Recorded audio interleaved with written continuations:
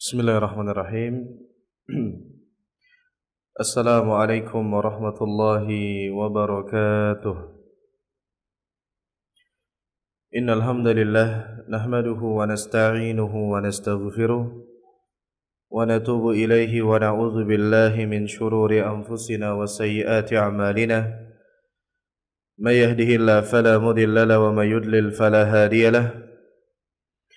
وأشهد أن لا إله إلا الله وحده لا شريك له وأشهد أن محمدا عبده ورسوله لا نبي ولا رسول بعده اللهم إنا نسألك علما نافعا ونعوذ بك من علم لا ينفع ربنا زدنا علما وارزقنا فهما آمين يا رب العالمين. Jemaah yang dimuliakan Allah Subhanahu wa taala, alhamdulillah kita bersyukur kepada Allah Subhanahu wa taala atas segala limpahan nikmat yang Allah berikan kepada kita yang begitu banyak. Nikmat Allah Subhanahu wa taala yang begitu besar, yang sekiranya kita berusaha mencoba untuk menghitungnya maka kita tidak akan sanggup. Allah Subhanahu wa taala berfirman, "Wa in ta'uddu ni'matallahi la tuhsuha." Sekiranya kalian berusaha untuk menghitung nikmat yang diberikan kepada kalian, la tuhsuha, maka tidak akan sanggup. Akan tetapi kita bukan hanya dituntut untuk menghitung-hitung, ada yang lebih penting daripada itu adalah bagaimana kita mensyukurinya dengan hati kita yang merasakan semua nikmat yang kita dapatkan itu murni dari Allah. Kemudian kita bersyukur dengan lisan kita, memperbanyak pujian, sanjungan kepada Allah yang memberikan nikmat. Kemudian kita bersyukur dengan anggota badan kita, yaitu tunduk dan patuh dalam melakukan ketaatan kepada Allah Subhanahu wa taala. Barang siapa yang bersyukur kepada Allah, maka Allah akan tambahkan nikmatnya. Dan barang siapa yang kufur, maka azab Allah Subhanahu wa taala sangat pedih. La in syakartum la azidannakum wala in kafartum inna azabi lasyadid. Sekiranya kalian bersyukur maka aku akan benar-benar tambah nikmatku, tapi apabila kalian kufur maka sungguh azabku sangat pedih, kata Allah Subhanahu wa taala. Kemudian teman-teman yang dimuliakan Allah Subhanahu wa taala, para hadirin dan hadirat, kita lanjutkan pembelajaran kita berkaitan dengan sebuah buku yang berjudul Manhaj Ahlus Sunnah wal Jamaah di dalam Tazkiyatun Nufus, karya Al-Ustaz Abu Fatih Jawas rahimahullahu ta'ala. Pembahasan ini sangat penting. Yang pertama disebabkan karena Allah Subhanahu wa ta'ala memerintahkan kita untuk membersihkan hati kita. Karena Allah Subhanahu wa ta'ala melihat kita bukan dari harta kita, bukan dari rupa kita, tapi Allah melihat kita dari hati-hati kita. Kemudian yang kedua adalah kita juga berusaha mempelajari pembahasan ini karena memang di antara tujuan utama Rasulullah sallallahu alaihi wasallam diutus kepada umat Islam adalah bagaimana beliau mendakwakan dakwah tazkiyatun nufus atau mensucian jiwa-jiwa manusia. Kemudian yang ketiga di antara alasannya adalah karena hati itu mempunyai pengaruh yang sangat kuat, baiknya zahir, baiknya lahir itu sangat ditentukan dari mana? Daripada baiknya batin kita. Baiknya zahir kita, baiknya lahir kita itu sangat bergantung sejauh mana baiknya batin kita. Kalau hati kita baik, hati kita bersih, hati kita selamat, maka insyaallah akan selamat juga amal perbuatan zahir kita. Dan itulah yang diisyaratkan oleh Nabi sallallahu alaihi wasallam, bahwasanya di dalam tubuh manusia ada segumpal daging. Apabila daging itu baik maka baik urusan semuanya, apabila daging tersebut buruk maka buruk semuanya, dan itu adalah hati yang ada pada diri setiap manusia. Kemudian kenapa kita mempelajari ini? Karena pelajaran seperti ini banyak dilalaikan. Kebanyakan orang sibuk dengan pembahasan-pembahasan yang lain. Jarang sekali kita dapati pembahasan yang membahas tentang hati manusia. Padahal hati sangat penting di dalam kehidupan kita. Kebanyakan orang fokus kepada pembahasan fikih, fokus kepada pembahasan-pembahasan ilmu-ilmu usul dan yang lainnya, dan itu penting, tetapi kita jangan sampai dilalaikan dari pembahasan hati kita, karena hati ini merupakan laksana ruh di dalam sebuah badan manusia. Kemudian jemaah sekalian yang dimuliakan Allah Subhanahu wa taala, pada pertemuan yang sebelumnya kita telah menjelaskan makna daripada tazkiyatun nufus, yang mana tazkiyah diambil dari kata zakka yuzakki tazkiyatan, yang memiliki makna minimalnya ada dua. Yang pertama adalah annama atau tumbuh berkembang. Artinya apa? Mengembangkan jiwa. Tatkala seorang itu mentazkiyah jiwanya, berarti dia mengembangkan jiwanya untuk melakukan amal-amal saleh. Dia mengembangkan jiwanya untuk memiliki akhlak-akhlak yang mulia. Kemudian yang kedua maknanya adalah at-taharah, artinya membersihkan, pensucian.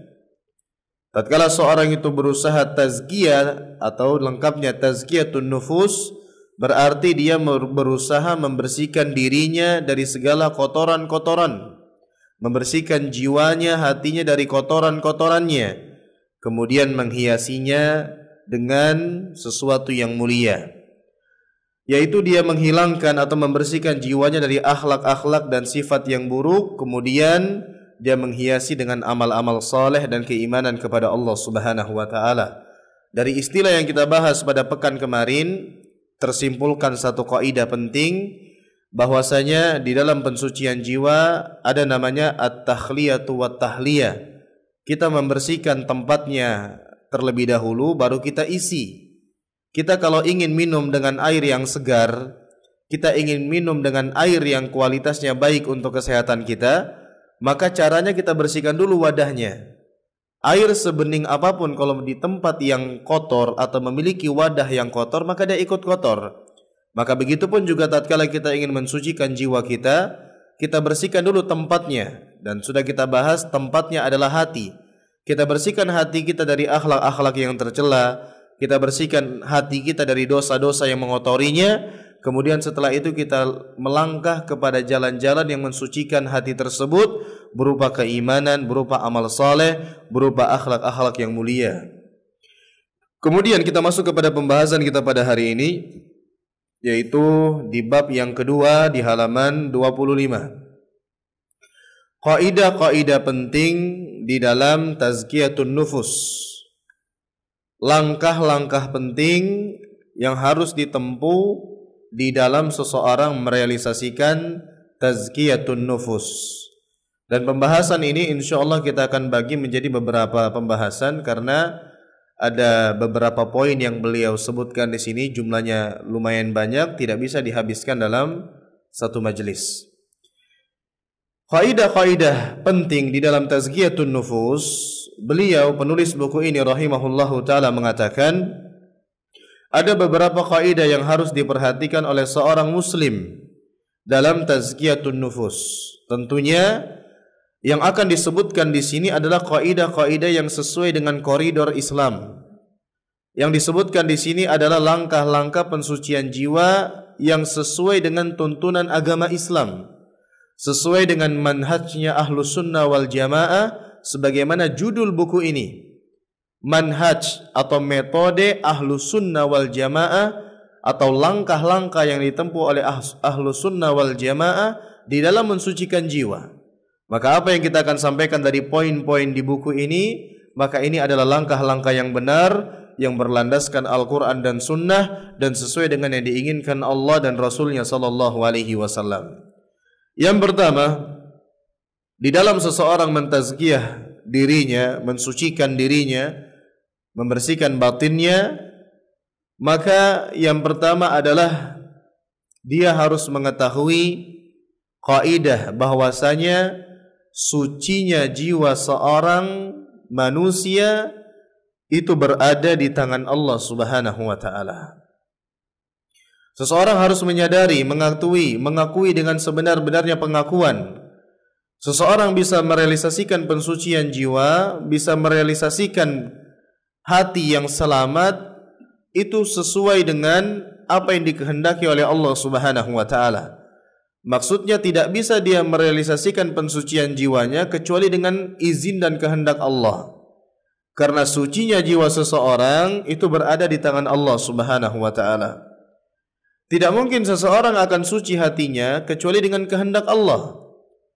Allah Subhanahu wa taala berfirman dalam surat An-Nur ayat 21, Allah Subhanahu wa taala mengatakan, "Ya ayyuhalladzina amanu la tattabi'u khutuwatis syaitan wa may yattabi' khutuwatis syaitan fa innahu ya'muru bil fahsya'i wal munkar walaula fadlullahi 'alaikum wa rahmatuhu ma zaka minkum min ahadin abada walakinallaha yuzakki man yasha wallahu sami'un alim."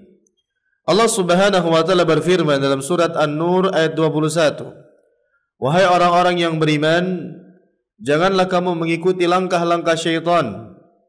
Barang siapa yang mengikuti langkah-langkah syaitan, maka sesungguhnya dia, syaitan, menyuruh mengerjakan perbuatan yang keji dan mungkar.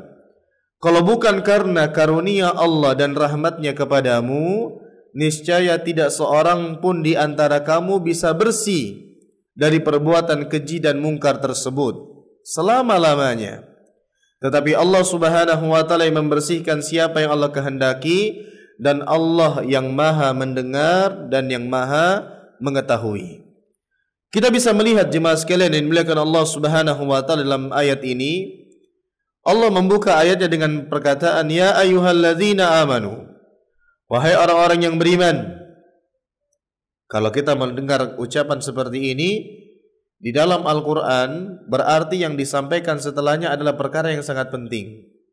Ini merupakan di antara metode Allah Subhanahu wa taala, merupakan hal yang harus kita ketahui. Tatkala Allah menyeru dengan seruan ya ayyuhalladzina amanu, berarti perkara yang setelahnya adalah perkara yang penting yang Allah ingin beritahu kepada orang-orang yang beriman. Apa yang Allah ingin beritahu kepada orang-orang yang beriman? La tattabi'u khutuwati syaitan. Jangan kamu mengikuti langkah-langkah syaitan. Kita lihat di sini disebutkan apa? Khutuwat dalam bentuk jamak. Berarti langkah-langkahnya syaitan itu banyak. Bukan cuma satu langkah.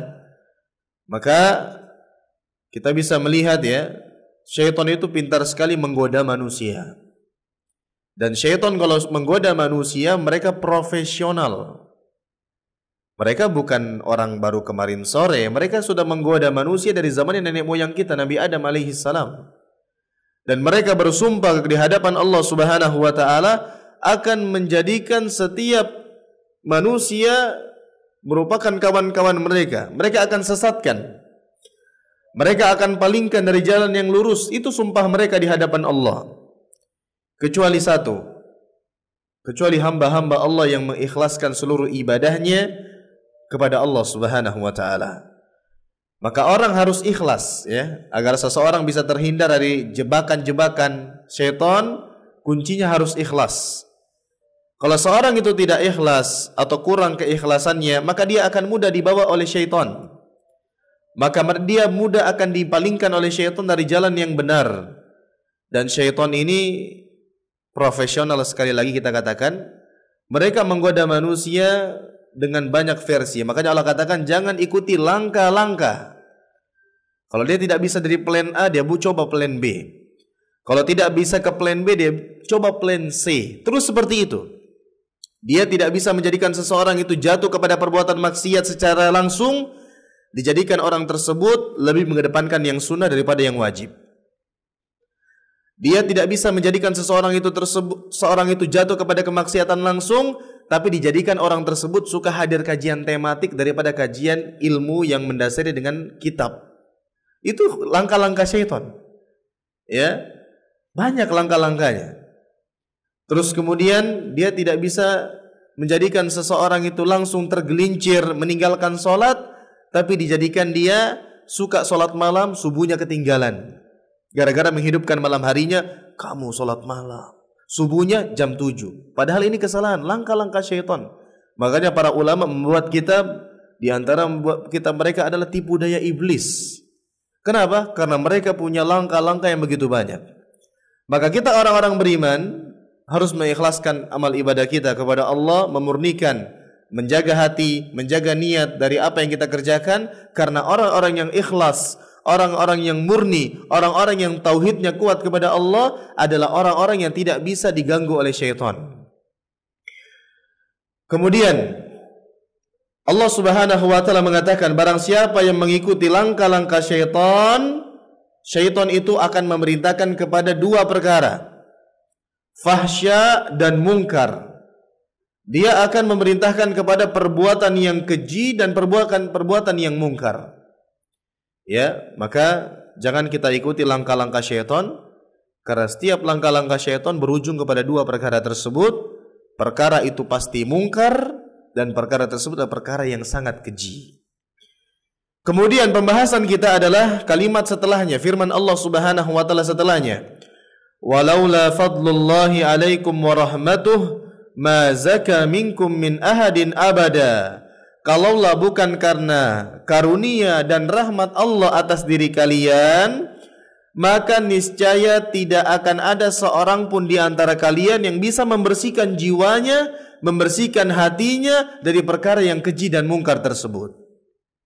Allah katakan di sini, kalau bukan karena kemuliaan Allah, kalau bukan karena rahmat Allah, tidak ada yang bisa membersihkan, mensucikan jiwanya, membersihkan dirinya dari perbuatan fahsya dan mungkar yang diserukan oleh syaitan terus-menerus kepada manusia.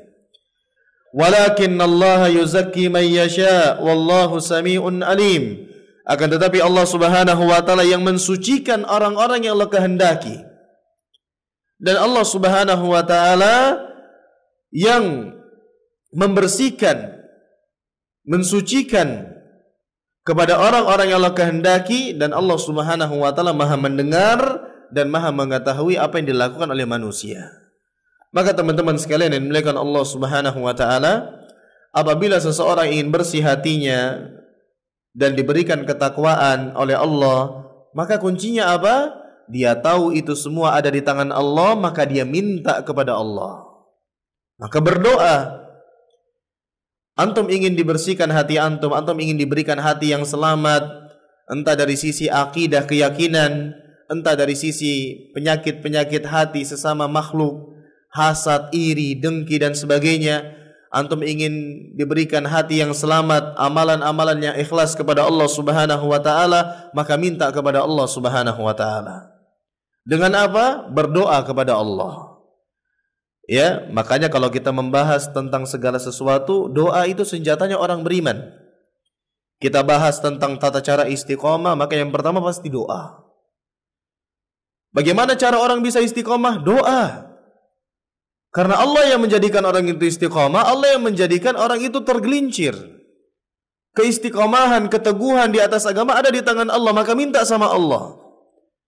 Makanya Nabi SAW berkaitan dengan istiqamah banyak mengucapkan, ya muqallibal qulub tsabbit qalbi ala dinik. Wahai zat yang membolak-balikan hati, teguhkan hatiku di atas agamamu. Ditanya, kenapa itu terus kau baca wahai Rasulullah? Beliau mengatakan kepada Ummu Salamah radhiyallahu anha, innahu laisa min adamiyyin illa wa qalbuhu baina usbu'aini min asabi'ir rahman. Tidaklah dikatakan manusia kecuali hatinya berada di antara dua jemari Allah Subhanahu wa taala. Apabila Allah berkehendak menjadikan dia istiqamah, dia istiqamah.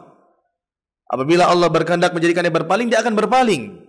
Setiap Jumat kita mengatakan, may yahdihillahu fala mudilla lahu wa may yudlil fala hadiyalah. Barang siapa yang Allah berikan petunjuk, tidak ada yang bisa sesatkan. Barang siapa yang Allah sesatkan, tidak ada yang bisa berikan petunjuk.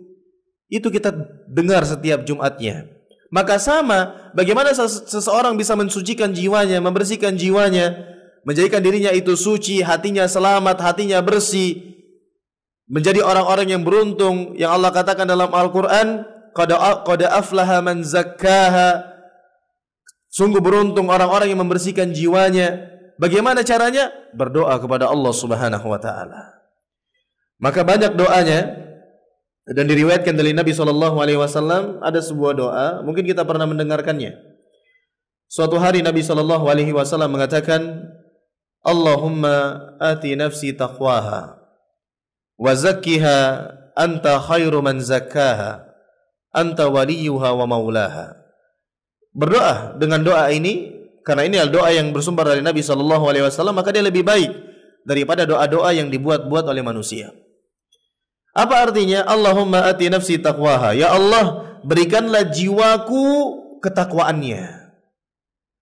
Karena barang siapa ingin ketakwaan, ingin bersih hatinya, minta kepada Allah, maka doa Allahumma ati nafsi taqwaha. Ya Allah, berikanlah hatiku ketakwaan kepadamu. Wa zakkiha anta khairu man zakkaha. Bersihkan hatiku, bersihkan jiwaku, karena ketakwaan itu di hati. Nabi mengatakan at-taqwa hahuna, takwa itu di sini. Maka bersihkan hatiku, bersihkan jiwaku. Anta khairu man zakkaha. Kamu adalah zat sebaik-baiknya yang membersihkan jiwa-jiwa, hati-hati manusia. Anta waliyuha wa maulaha. Engkau adalah wali, engkau adalah pelindung, engkau adalah zat kami, ya Allah Subhanahu wa taala. Maka di sini jemaah sekalian yang dimuliakan Allah Subhanahu wa taala, kita untuk bisa membersihkan jiwa kita, kita harus berdoa kepada Allah Subhanahu wa taala. Jangan malas berdoa. Ya. Kalau kita enggak hafal doa-doa seperti ini yang diajarkan oleh Nabi SAW misalnya, usaha dihafal. Kalau ternyata enggak bisa, ya sudah, pakai bahasa apa saja. Intinya kita berdoa. Ya Allah, tunjukilah aku kepada jalan yang lurus. Ya Allah, tunjukilah aku kepada akhlak yang mulia. Ya Allah, selamatkanlah hatiku. Ya Allah, bersihkanlah hatiku dari kotoran-kotoran penyakitnya. Terus kita berdoa kepada Allah Subhanahu wa taala. Kemudian kita ambil satu lagi. Yang kedua, di antara kaidah penting yang harus ditempuh, diketahui oleh orang-orang yang ingin mensucikan jiwanya adalah tazkiyatun nufus, atau pensucian jiwa tidak mungkin diperoleh kecuali dengan menempuh petunjuk dan jalan yang telah ditempuh oleh Rasulullah sallallahu alaihi wasallam. Ini dia. Ya. Setelah kita tahu pensucian jiwa itu berada di tangan Allah, kita minta kepada Allah. Tetapi ingat, doa saja tidak cukup. Harus ada usaha. Maka apa langkah berikutnya? Cara memperoleh tazkiyatun nufus dengan menempuh petunjuk yang diajarkan oleh Nabi sallallahu alaihi wasallam. Setiap jalan atau cara ibadah yang tidak mengikuti syariat yang dibawa oleh Rasulullah sallallahu alaihi wasallam pasti tertolak. Rasulullah sallallahu alaihi wasallam bersabda, "Man amila amalan laisa alaihi amruna fahuwa raddun." Barang siapa yang beramal tanpa adanya tuntunan dari kami, maka amalan tersebut tertolak, ditolak oleh Allah Subhanahu wa taala. Dan agama Islam sudah sempurna, teman-teman sekalian. Agama Islam sudah sempurna. Dan yang namanya sempurna tidak butuh tambahan atau tidak butuh pengurangan. Sudah sempurna, tinggal copy paste. Makanya Allah berfirman dalam surat Al-Maidah ayat 3, "Al-yawma akmaltu lakum dinakum wa atmamtu alaikum ni'mati wa raditu lakum al-Islam madina." Pada hari ini telah aku sempurnakan untukmu agamamu dan aku telah cukupkan kepadamu nikmatku, ya, dan telah aku ridhoi Islam sebagai agama bagimu. Semua yang membawa kepada surga telah dijelaskan oleh Nabi sallallahu alaihi wasallam. Dan semua yang membawa kepada neraka telah dijelaskan juga oleh Nabi sallallahu alaihi wasallam. Begitu pula tentang cara membersihkan hati. Nabi sallallahu alaihi wasallam sudah jelaskan. Maka harus sesuai dengan apa yang dituntunkan oleh Nabi sallallahu alaihi wasallam. Tentunya kita akan sebutkan nanti di lembaran-lembaran berikutnya bagaimana cara yang dituntunkan oleh Nabi sallallahu alaihi wasallam. Oleh karena itu, di dalam Islam tidak ada istilah tasawuf.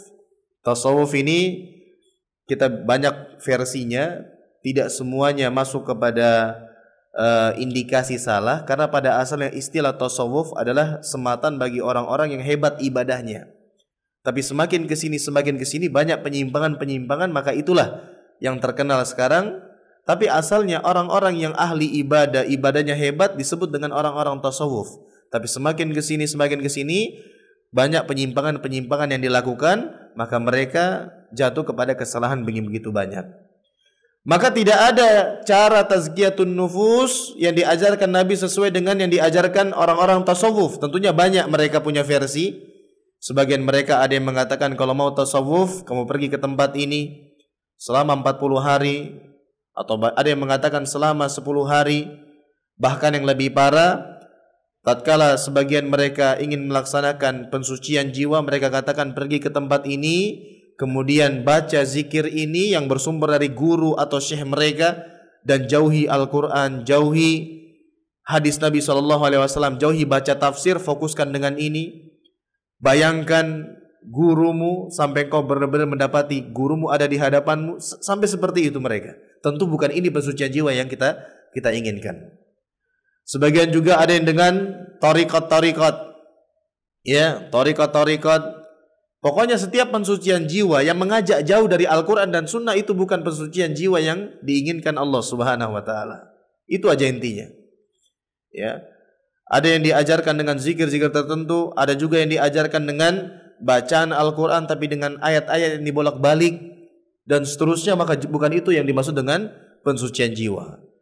Bukan juga dengan semedi. Pergi ke tempat-tempat khusus yang dikatakan di sana tempatnya ini, begini. Kamu pergi ke sana selama seminggu atau hitungan-hitungan tertentu, jangan bergerak, fokus di sana, kamu akan bersih jiwamu. Bagaimana tidak bergerak sementara kaum muslimin disuruh untuk sholat? Ini jelas tidak sesuai dengan diajarkan oleh agama Islam yang diajarkan oleh Rasulullah SAW.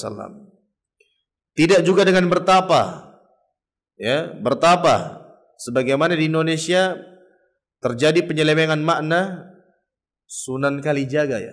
Sunan Kalijaga dikatanya sunan yang jaga kali. Sampai berlumut, sampai begini sebagaimana yang ditayangkan di televisi. Maka orang yang ingin seperti beliau soleh katanya, punya karomah, punya ini, punya itu, maka bertapa. Maka ini jelas bukan dari agama Islam. Dan lain sebagainya dalam membersihkan hati. Kita nggak ikutin itu semua. Intinya kita akan sampaikan nanti kaidah yang perlu kita pegang setelah kita berdoa kepada Allah minta pensucian jiwa. Jalan yang harus kita tempuh adalah jalan Rasulullah SAW. Prinsip dalam tazkiyatun nufus adalah dalil Al-Quran dan Sunnah menurut pemahaman salafus saleh. Itu intinya, ya, bukan berdasarkan ra'yu atau rasio, kira-kira, kayaknya, bukan. Bukan juga dengan perasaan atau adat istiadat. Oh, kita kalau mau bersih nanti di tanggal tertentu pergi ke sini mandi. Nah, nanti setelah itu bersih jiwanya. Enggak. Bukan seperti itu, bukan adat istiadat. Bukan juga mengikuti kebanyakan orang. Oh, kalau kita mengikuti kebanyakan orang, wah habis kita. Karena kebanyakan orang dalam Al-Quran adalah menyesatkanmu dari jalan Allah Subhanahu Wa Taala. Kita bisa melihat betapa banyak orang yang begitu gulu di dalam agama, ya, begitu gulu dengan guru-gurunya, begitu gulu memenuhi kuburan-kuburan guru-gurunya, begitu gulu mereka beristighosa di kuburan-kuburan orang yang sudah meninggal, walaupun katanya soleh semasa hidupnya. Maka itu semua kebanyakan orang melakukan seperti itu. Kalau kita mengikuti kebanyakan orang tersebut memalingkan kita dari jalan Allah Subhanahu Wa Taala. Tapi yang kita ikuti adalah Al-Quran dan Sunnah Nabi sesuai dengan pemahaman salafus saleh atau yang lainnya. Maka ini jemaah sekalian, kaidah yang penting yang perlu kita ketahui dalam mensucikan jiwa.